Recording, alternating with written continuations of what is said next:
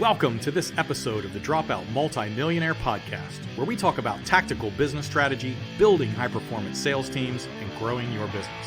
If you're ready to break free from the status quo and join the ranks of the mavericks, the rebels, and the renegades who refuse to conform and instead build multi-million-dollar businesses, then buckle up, because here we go.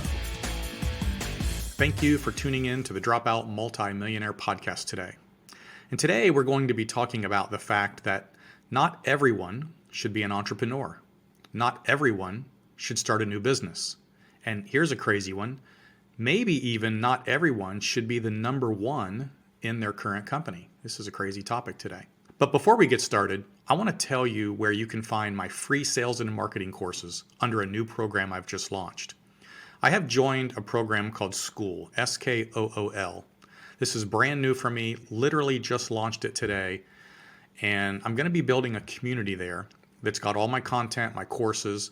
It's also a place to interact with other business owners. These people are going through the same issues you are, as well as some of my clients who I'm coaching through my fractional COO program. You can see the link below. It's Skool. You can also go to skool.com and look up the Dropout MM community. But go there, check it out. It's free to join for now. We're going to let the first 25 people in for free.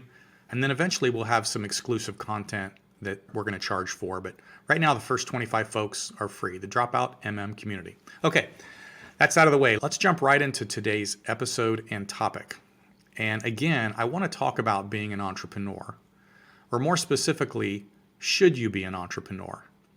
I am of the opinion that not everyone should start their own business. Not everyone should be an entrepreneur, at least not yet. In fact, I would say that most people should not go down this path. Again, not yet. And there are still others who have already launched a company that should probably not be running it. They should not be the CEO.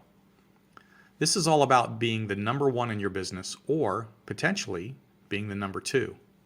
Personally, I started my first business when I was 21. And for the next 15 years, I was the number one in my company. I was the CEO. And I made a little bit of money, but I never really made a lot of money. The truth is, I just didn't know how. I did manage to sell one company for about $1 million, but that money went pretty quick. $1 million just really isn't that much money.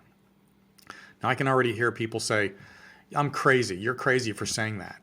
But those people have probably never had $1 million net worth. They just don't understand. For those of you that have actually made $1 million in cash and equity, you probably understand what I'm talking about. It wasn't until I met my first mentor and business partner, Steve, that I personally stepped back down into the number two position. And that is when we started making a lot of money. He knew how to make money. And what I did is I watched and I learned. And I stayed there for about 5 years before I stepped back up into the number one position in a new company. Sometimes you need to learn. Sometimes you need to let somebody else lead who has the experience you don't have. And then you need to watch and learn. I've made a lot of money in the number two position, millions of dollars, without all the problems that come along with being that number one. Now, I've also made a lot of money running my own business as the number one, but I will tell you this, and I'm dead serious. If the right person came along today with the right opportunity, and I could learn from them how to go to the next level, I would step back down to that number two spot and work for them, and I wouldn't even think about it for a second. There's an old adage I hear from people that says, I would rather be the captain of my own rowboat than the first mate on a battleship.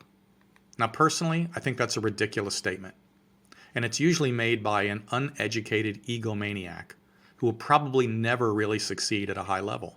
Because let me tell you something, that battleship will roll over your rowboat and not even know it's there. Battleships win wars. Battleships conquer enemies around the world. Rowboats are good for fishing in little ponds. And if I'm the first mate on that battleship, I am in the process of learning how to be the captain. And one day, I will command my own battleship. And you will still be paddling around a pond somewhere, talking about how you're the captain. By the way, that also applies to being the second or third mate. Any of those positions is a learning process if you allow it, and eventually will push you up to where you want to go if you truly want to learn. The second half of my original statement applies to someone who has already started their own business. And maybe they shouldn't be the number one. They shouldn't be the one running it. Too many times people who start a business are really the technicians in the business or the primary salesperson, and they're not the best choice to run the back end or what we call the business end of the business. In these instances, you are probably better off bringing in a good COO. Just like you shouldn't try to be a CPA without the proper training, you probably shouldn't try and run and scale a business if you've never done it. If you're not that detail-oriented, it's going to be a problem. The COO, and many times even the CEO, is an administrative position.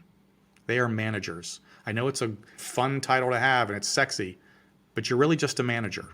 You manage people, you manage process, and you manage technology. And if you're not good at that, maybe you shouldn't be doing it. Your company will scale much faster if you do what you're good at and bring other people in to do what you're not good at. So that's it for today. I appreciate you being with me on the Dropout Multi-Millionaire Podcast. If you want more information, you can visit my new community on Skool.com. The link is below.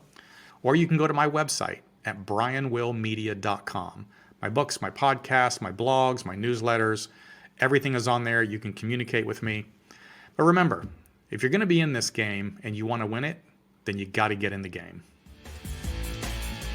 I hope you enjoyed this episode, and if you would like to get more information on either one of my books or my one-on-one coaching programs, you can find me at brianwillmedia.com or thedropoutmm.com.